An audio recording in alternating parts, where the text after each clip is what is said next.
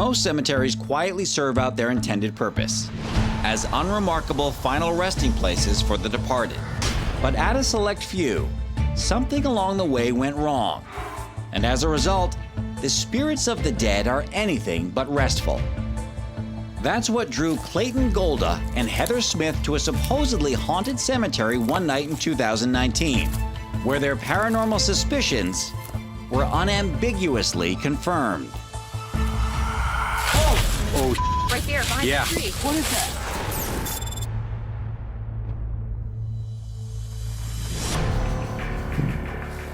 Place is a little spooky. It's out here in the middle of nowhere. Golda and Smith, natives of Hernando County, Florida, were invited with a few colleagues to investigate an infamous cemetery that once served a now deserted town near the Florida-Georgia border, a 5-hour drive away. Wow. That's really spooky. My name is Clayton Golda, and I'm the one who shot the video.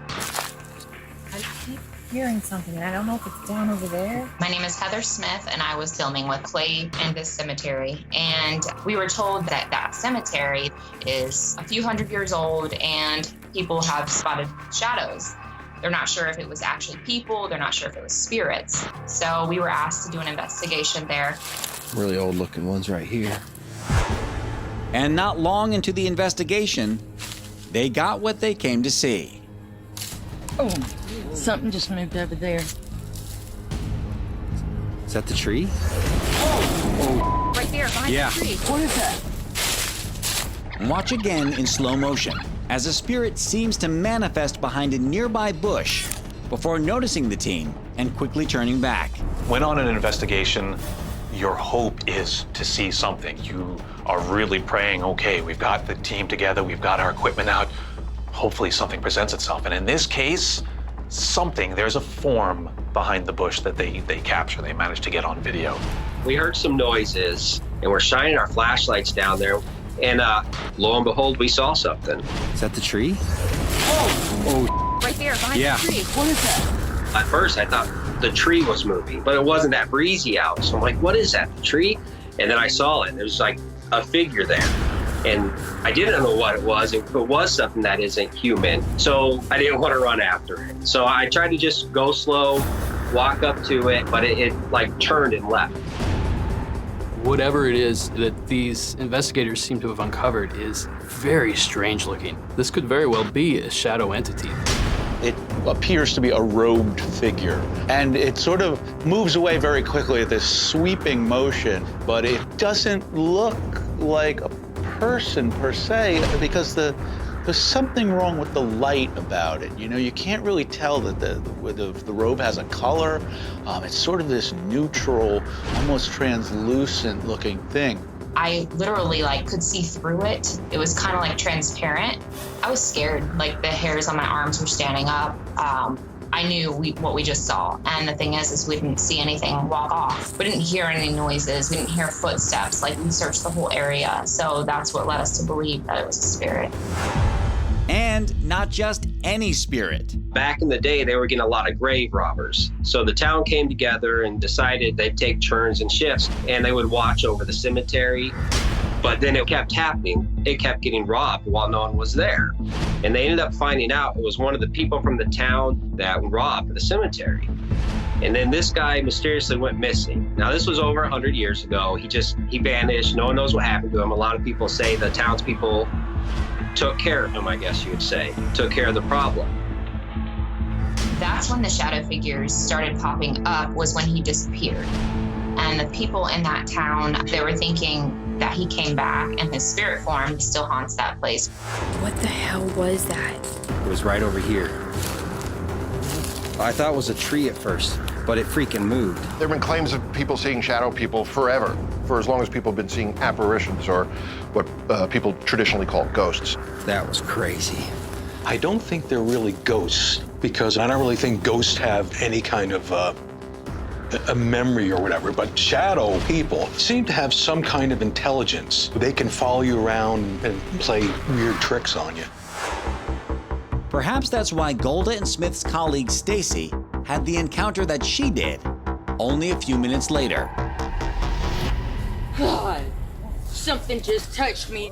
Are you serious? I'm serious. Oh my God! And this meter just started going off too when you said that. Where did it touch you at? On my shoulder. This is crazy. This is real Like, crazy. just like, feels like it's like fingerprints trying to grab you. Oh my God. Oh my God! Pulling back.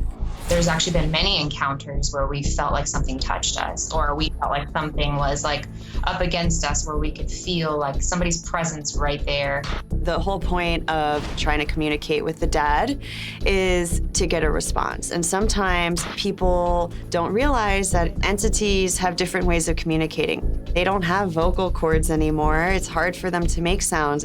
So being touched and pushed are definitely ways that an energy would try to communicate with somebody. It kind of pulled me like it was trying to grab my shoulder. I've been touched by nothing in front of me. I don't know if I was necessarily poked, where I would have seen my jacket indent like this, but I definitely felt it, and I believe that was the spirit's only way. If they don't have a body, they don't have the tools, the only way that they can communicate or interact with you in that physical kind of way is through some kind of PK, psychokinesis, kind of mind over matter type of thing. But that wasn't the squad's final unearthly encounter for the evening.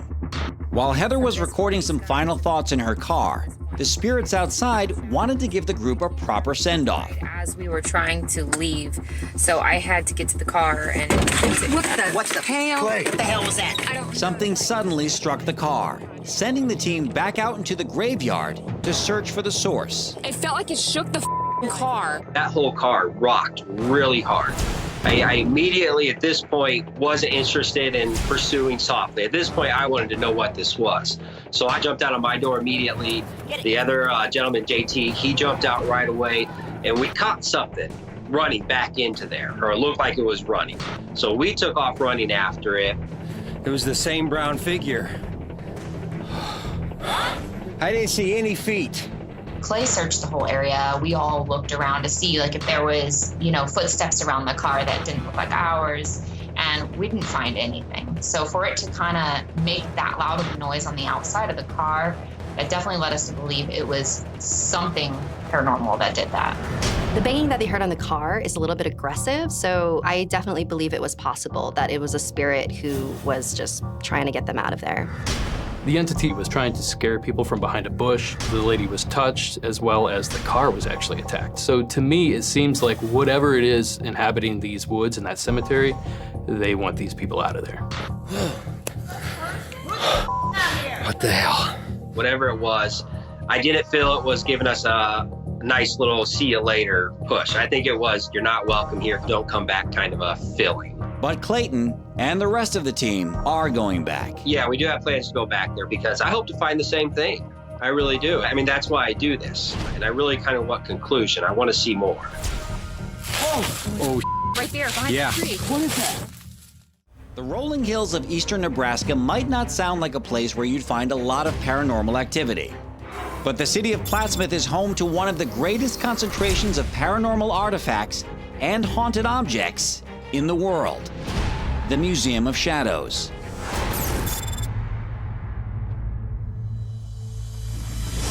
I'm Nate Ratterman. And I'm Kaylee Ratterman. And we're the owners of the Museum of Shadows. The Museum of Shadows houses more than 1,000 occult relics from around the world. People started sending me donations of items that they believed that had a paranormal or a spirit attachment to it. We really wanted to give people a place where they can come out and experience the energy for themselves or just read the stories behind the artifacts. Not surprisingly, this concentration of paranormal energy has led to a lot of otherworldly captures on the museum's closed-circuit cameras. Like this example, from the summer of 2018.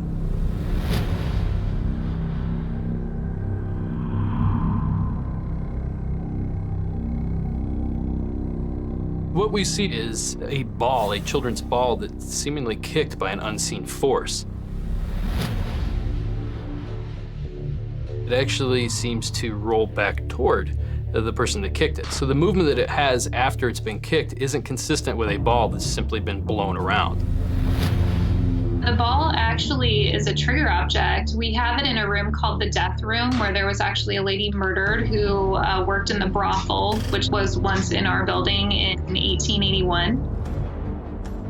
The Rattermans have strict protocols for investigating an object's integrity. Each item is placed into individual rooms. My camera guys are monitoring 24/7 just so that way we can capture any type of activity, if any. And then we go in and do about a 2-week, sometimes 3-week investigation, usually every day, just to make sure that there's something actually attached to the item. And in the case of this doll, a spirit certainly seemed to have attached. Always with the dolls, you know? It's like, why do people keep playing with dolls? When I was younger, I absolutely hated dolls. I was convinced that they were going to come to life when I was sleeping. So when I see videos of dolls moving, it creeps me out because it just confirms my deepest fears that these dolls can move. And the doll really looks like it's walking, you know? It doesn't look like it slides and falls over. It really looks like the little legs are walking. But it's another doll that has earned even more of a notorious reputation for moving on its own. The doll that rocks on her own, her name is Leah, and we actually brought her out of quarantine. And we wanted to be able to kind of view her in person inside of the museum and let everyone see with us. These types of videos tend to be really common, but in most of them, you can sort of see, okay, maybe someone's moving the chair behind it. You can usually explain it away, but in this one, you don't see anything around the chair, so it's a little bit harder to debunk, and it makes it so much creepier. This is also the doll that got yanked out of the chair at 10 in the morning. Well, we know that ghosts or poltergeist, you know, have the ability to move things and throw things. So maybe it's like a residual ghost that just cannot leave the doll. It's just creepy. But there are those who have expressed unease at this much spiritual energy being concentrated in one place. Well, once you start gathering these things, your odds for paranormal activity grow exponentially. Once you put them all under one roof, it's party time for these spirits, I would imagine. So, should that make people be wary of visiting the museum? I don't know whether I'd really want to go in there and walk around, because sometimes these supposedly haunted objects can be attracted to you. You just walk by it or whatever, it might follow you home. And what about the owners? We always wear like proper gear as far as like gloves or, you know, something that way there's like a barrier between our skin and the actual item, just that way we don't, you know, give that direct energy exchange, so that way we don't have to worry about something possibly attaching to us. I think it's good to wear thick gloves when touching old artifacts just because it probably won't smudge them as much, but I'm not sure if a thick glove is going to stop it from going into your body and possessing your soul. We're very careful. We don't want to take our work home with us, that's for sure. It is said that the personality traits we have as living beings are the same ones we will possess as spirits. That's why the ghosts of children, precocious, rambunctious, and full of energy, rank as perhaps the most unpredictable of the lot. And recently, some security cameras at a bar in Singapore seemed to capture this unpredictability firsthand.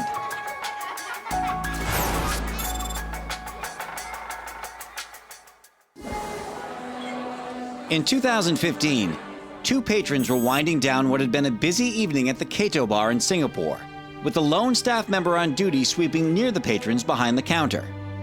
But the seemingly uneventful moment quickly took an otherworldly turn. Watch the empty stool to the left of the patrons. Out of nowhere, the stool started moving on its own, before it finally tipped over for good, startling the three remaining people at the bar. Generally, if you see a ghost video, you'll see a chair and it might move a few inches in one direction. This chair, unbeknownst to the people sitting right next to it, was rocking back and forth. So it wasn't just an energy that moved it once. It was an energy that moved it back and forth until it finally had the force to knock it over. This is a really interesting piece of evidence. If you notice, there are 2 surveillance cameras, so you're getting 2 angles of the same phenomena, which I think is really cool. But the moving chair was only the otherworldly appetizer for what the cameras caught next. Watch closely behind the patrons as they examine the tipped-over bar stool. Watch again in slow motion as a small apparition materialized from thin air and ran out of the bar, with the patrons and bartender unaware of it all. What is that baby doing in a bar? Doesn't the baby know you gotta be 21 to drink? Could this be what caused the stool to knock over? It seems too far away, but the coincidence of it, it doesn't look like an animal, a cat, a dog, a big mouse. What was it? Something knocked over that stool. It doesn't look like a full human. It does look like something small, but it definitely gives the vibe of a little child. But not just any little child. The former manager of the Cato, which has since closed down, believes that the spirit seen on video is that of a boy named James, the child of a former employee who had perished in a fire. It's commonly believed that at whatever age you died, if your spirit remains earthbound, you will be that age for as long as your spirit is present. So if you died as a child and your spirit is still earthbound, you are that child existing on this plane, just running around, being playful, being childlike. When we die, there's gonna be a little bit of energy that's released, but when a child dies, they had the entire world in front of them. They had their whole future to live for, and all of that releases out of their body at once, causing much more energy to be released. Now, it very well could be residual. It's just that child's energy remaining, playing over and over and over again. They'll never be able to make contact. They'll never be able to interact with it, but that child energy will persist. It seemed to be like an intelligent haunt to me because it can interact with objects. It sees this is a bar stool and I can move it. It sees this is an exit, I could walk through it. Usually with your residual haunts, it will walk through walls or walk through seats and seem like it has no mass and doesn't interact with any of the physical objects of today. Regardless, it's no surprise that the Cato, or anywhere else that houses different souls going about their business every day, is the subject of this kind of activity. Any place where you have a ton of people day in and day out with energy expelled and energy absorbed, it seems to be the kind of place that harbors some sort of paranormal activity. You look at schools, churches, hospitals, bars. A lot of these places have a lot of people coming there for one particular reason, expelling that energy. So it's possible that the entities are either attracted to these places because of all this energy, or they were there ahead of time and able to manifest and be more powerful because of this energy. But either way, it seems to be the energy that draws them there. Michael McGee, a resident of York, England, was featured in a story last season as he encountered potential poltergeist activity in his attic. I want you to leave my house. But it was only after witnessing strange occurrences on a totally different floor of the house that made Michael begin to suspect that he could be living with an actual otherworldly entity. And he decided it was time to capture some proof. If there's anything in this...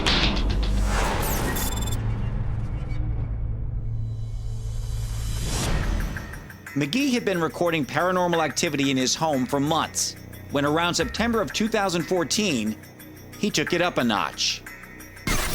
Hello, my name's Michael McGee, and it is me in these videos. I'd heard these things happening, and I'd come down and I'd found things moved from one place to another, and I just wanted to see it with my own eyes. I wanted to know that it wasn't in my head, and I wanted to capture some evidence that I wasn't making it up. So I decided to just do paranormal experiments and try to incite activity in front of me. So he began by asking the spirit to move objects in his home, beginning with a candle, which didn't work as he had hoped. Please move the candle for me.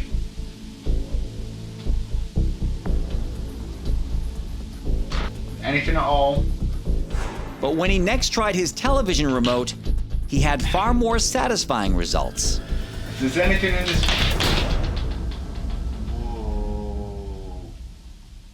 In the early stages of investigating a haunting, sometimes it could be very thrilling. You do experiments, you say, hey, can you make this move? And the fact that he's able to get this activity to happen almost on cue means that there's something there. Whether it's trying to make contact with him or just trying to establish its dominance is still unclear, but it seems like a fairly haunted location. Fear was not my first instinct, it was just awe. And it's only really after the fact when you think about what that actually means is there is a spirit or a human spirit or some other kind of entity in your house at all times. Like, no matter what you're doing, it could be there watching you. And I think that reality there is what scares me the most. Perhaps that fear is what led Michael to next try something a little more old-fashioned. A little bit later on in the week, I decided to do the powder on the floor test, where you put talcum powder on the floor in hopes that you would capture some kind of footprint. Like, I'd heard footsteps, so why couldn't I capture a footprint? The baby powder trick, where you put the baby powder on the ground and then hopefully try to get some footprints, it's extremely common in paranormal studies. They do it to try to find, demons, and it's been in popular folklore for a long time. So the basic idea is I'm going to leave this overnight, come down tomorrow morning, and see if we catch anything. And at 1:24 a.m. that night, the spirit showed itself.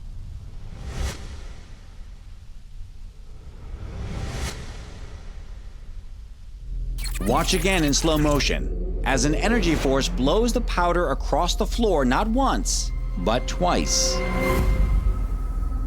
He seemed to have caught some sort of air moving, like someone was blowing on the powder.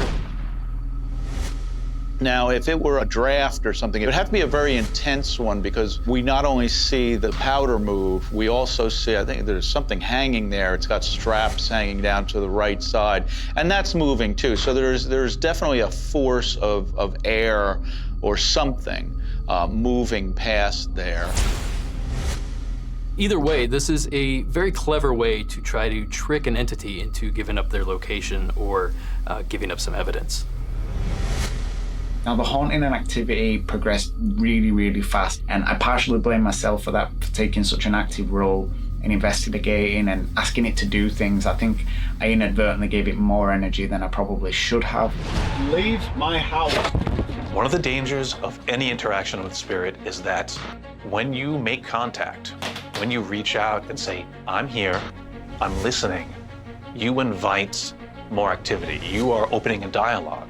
And sometimes that dialogue will not be with spirits that you necessarily need to make contact with. Sometimes things get worse, things get more scary, more malevolent, because you've opened that door. You've said, I'm willing and ready to make contact.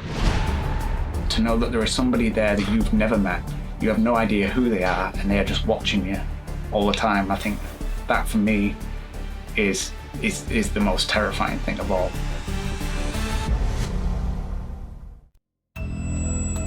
Antique stores are known to carry many items that are appreciated for their special value due to their age or handicraft.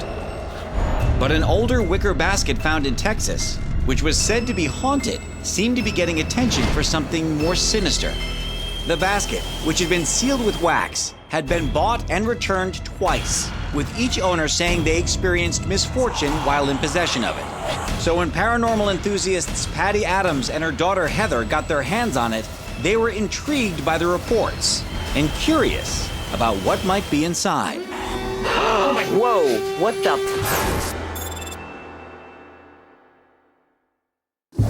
In August 2018, the basket was given to Patty by a friend who had come across it in an antique shop while on vacation in Texas. The shop's owner had told the friend about the basket's disturbing history, and when the friend brought it back for Patty, she relayed the information. The basket's first owner ended up in the hospital, and its second owner started having scary problems with their car. Unsure what could be causing all these issues, Patty decided to conduct an investigation on her back porch in Spring Hill, Florida. We would like to communicate with whoever is attached to this box. My name is Patty. I was a little bit nervous with the basket at first because, you know, the unknown and the stories that she told me about it. There's wax melted all over the top of this basket. And what else is really strange is that this basket also has matchbooks, old matchbooks. It's a black rattan type basket, and the people at the antique shop said that they had never opened it and that it was told to them it was a haunted basket. It was a strange looking basket. Had all these things stuck to it. It was sealed in wax. Maybe somebody didn't want it opened. You nervous, Heather? Yeah, a little bit. Patty and Heather armed themselves with items known to hold protective properties. I have a huge selenite right here. I have a bowl of every protective crystal you can imagine.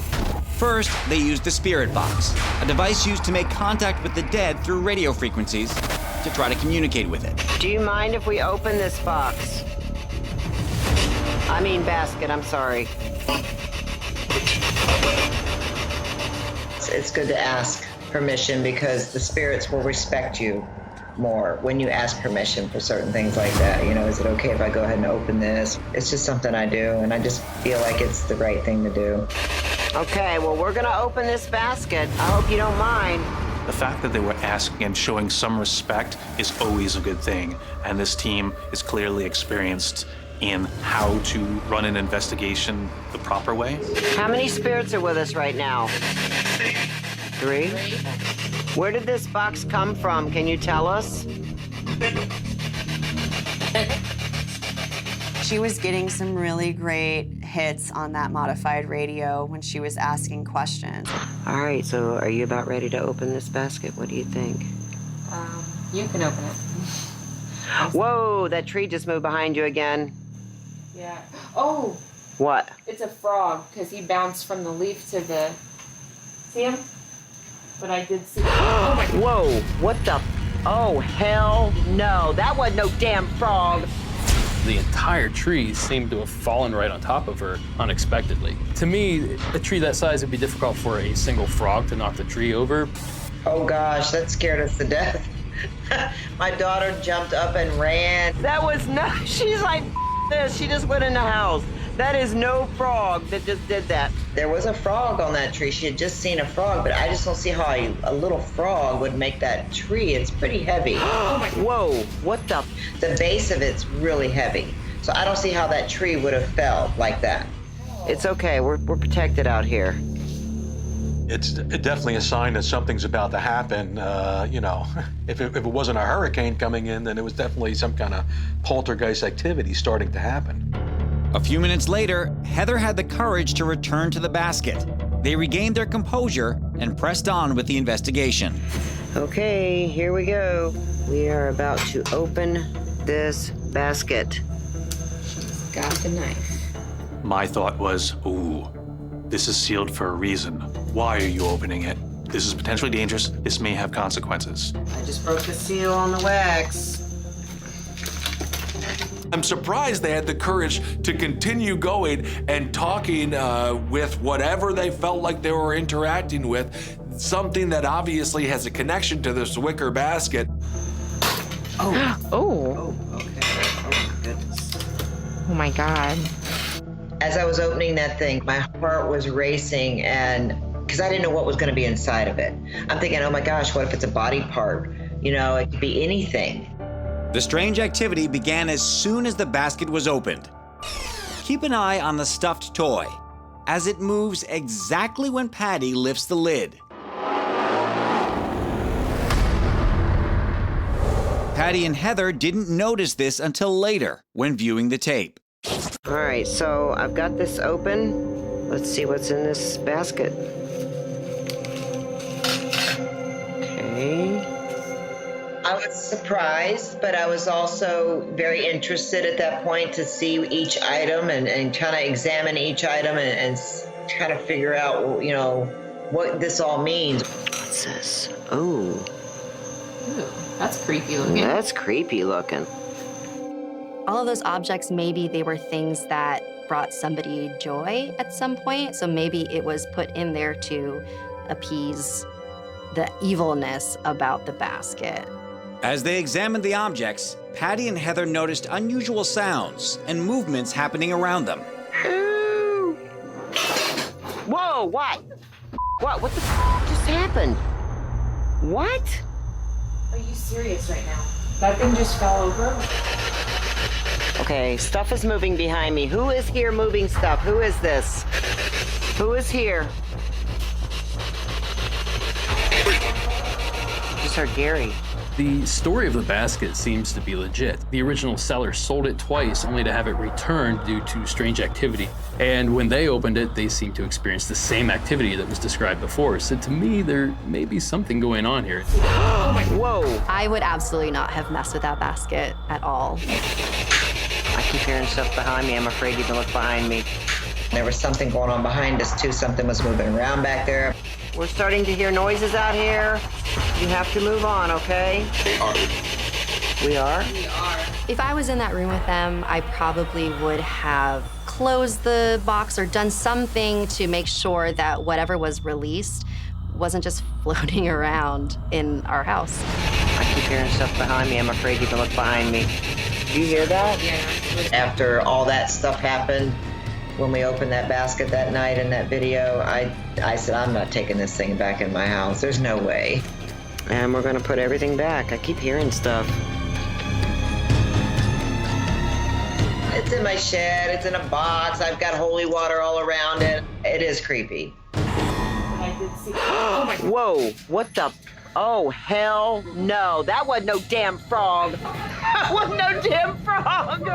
What the hell? Do you ever get the sense you're not alone? Like someone or something is watching you? Even if you're alone in your own home, perhaps it is best to take a look around. It's possible that you could have uninvited company. In 2007, a San Diego family man named John certainly felt that way, as he became particularly aware of subtle, odd things happening in his home. Repeatedly, he woke up to find that the pantry door in his kitchen had opened during the night. Intrigued by the incident, he set up a camera to record in the kitchen overnight in search of an explanation. But little did he know, his journey down the paranormal rabbit hole was just beginning.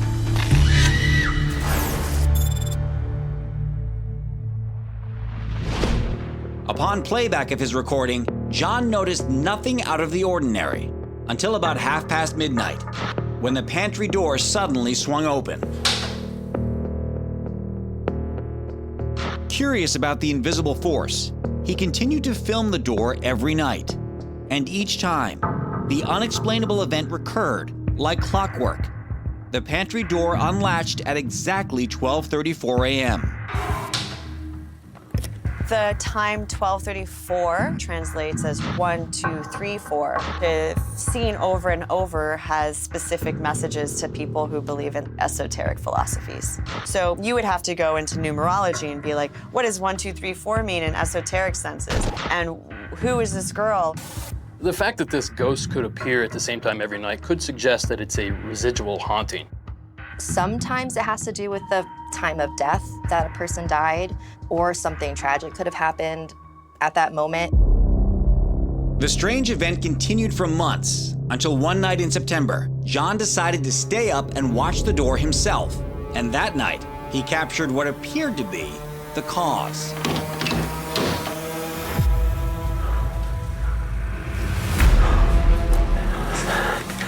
All I'm gonna say about this is, horrifying! I do not like this one bit.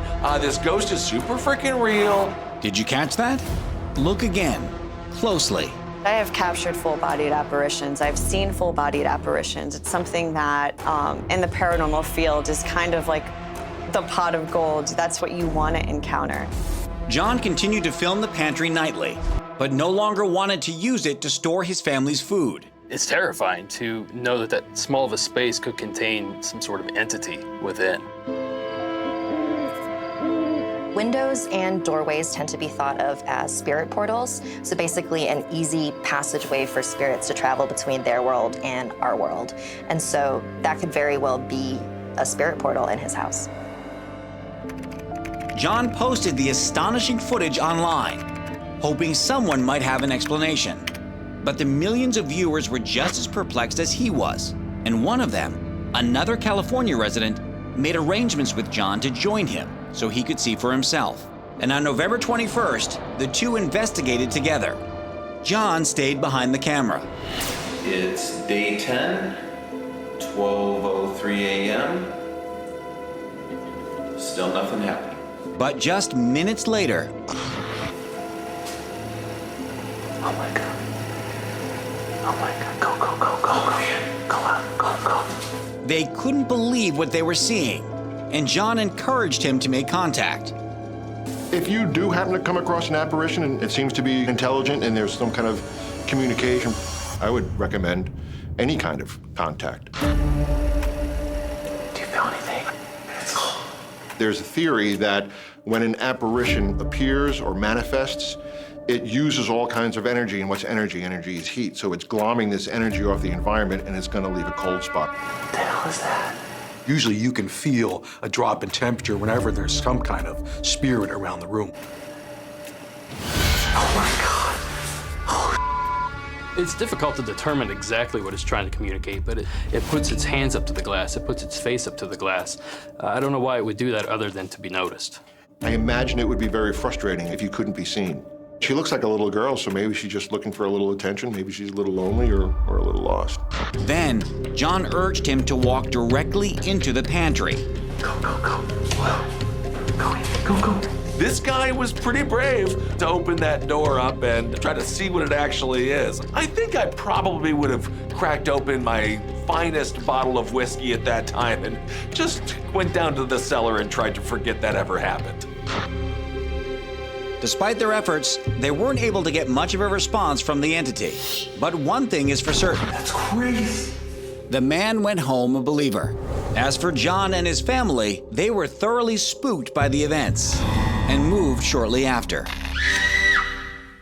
The latest home security cameras now allow monitoring on our smartphones, so we can constantly keep an eye out for intruders in real time. However, what happens when cameras capture a home intrusion by entities not of this world, but the paranormal? Go back in it.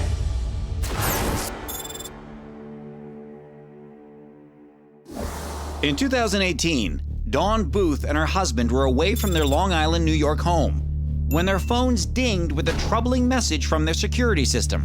The cameras in their detached garage-turned-game room had detected some suspicious noises, and they were afraid they were being burglarized. They quickly opened the app to view the footage. But the video seemed to have one very important thing missing: any sign of a living person. I mean, the most logical thing to think first is, oh my God, someone broke into my house. But then when you look closer and realize, oh, there's no actual people in there, I would definitely freak out. However, the Booths did notice a wispy, translucent shape floating in front of a chair. It's not your standard, oh, there's an orb or a piece of dust floating around. It's got a form. I've never seen anything like that. A lot of people could speculate that could be ectoplasm or something along those lines. Whatever it is seems to be undulating and pulsating and moving across the room, almost in a fashion that denotes intelligence because it seems curious, like it's testing out, it's feeling out its new environment. Next, they heard the familiar clank of two pool balls banging together. It takes force to cause one ball to move and then to clink with such force into the second ball. Is it coming from whatever this amorphous shape is?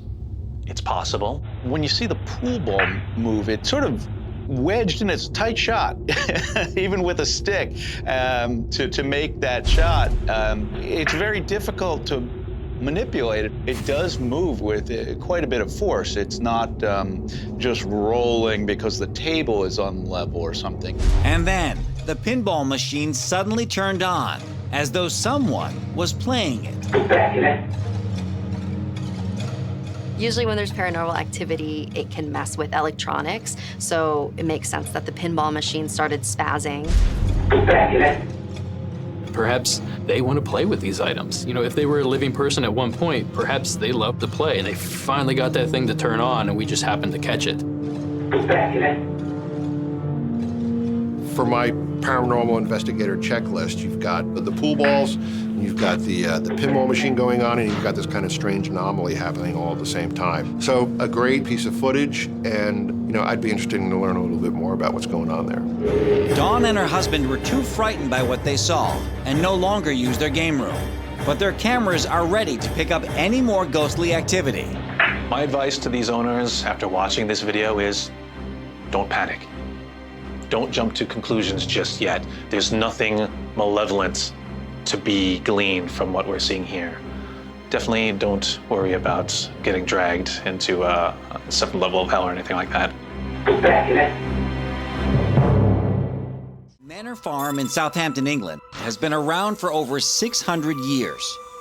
Originally used as a working farm, which included housing for the farmers and a schoolroom for their children, it is now primarily a petting zoo and museum, showcasing what rural life was like. Over the years, the staff who maintain the property say they've witnessed some poltergeist activity and have spotted the spirits of children who attended the school. After hearing these reports, two brave souls decided to investigate the old schoolhouse themselves and got a lesson in the supernatural.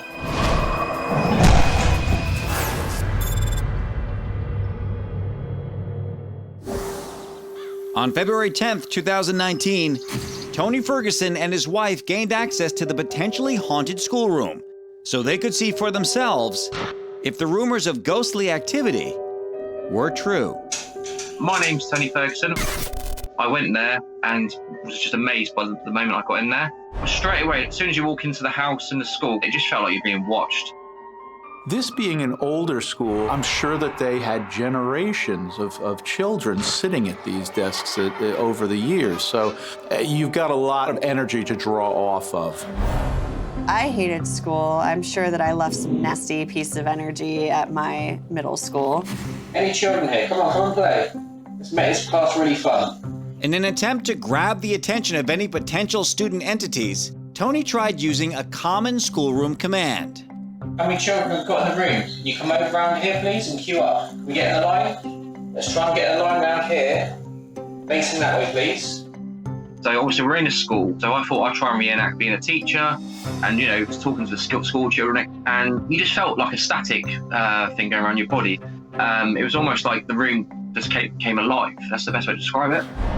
These investigators are asking questions that would pertain to people in school. So they're kind of putting themselves in the environment and trying to stir up activity by being part of whatever's there, which is kind of the best way to go about getting activity. If you've got any naughty children here? Tony didn't seem to be having much luck.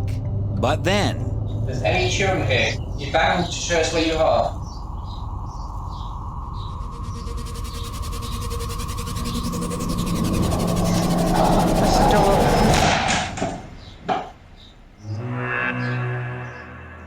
I actually point out behind me. I heard a noise upstairs, and I usually get a ringing on my ear. If there's any children here, you're bound to show us where you are.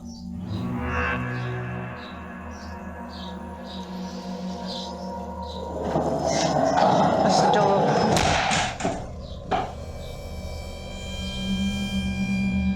He is asking for any spirits in the room to make themselves known. And then we see the posters on the wall sort of flutter, and then the door just closes on its own. I probably would have freaked out if that happened to me. That's the door. You just see me freeze because I was almost like, okay, I wasn't expecting that. You don't. For me, it was very loud. It was right in my ear. But I just thought, keep calm, and just get to grip. The takeaway from this video is that he was very calm. He didn't overreact. He didn't jump. He wasn't scared when something happened, because in an investigation, that's what you're there to experience. If he says, hey, can you make something move? Can you close this door? And the door closes, there shouldn't be surprise. That's what you asked for, and it was being delivered. And the door slams really with a lot of force. If it were a draft of some kind, it would have to be a wind tunnel quality draft, because it doesn't just move slowly, it slams.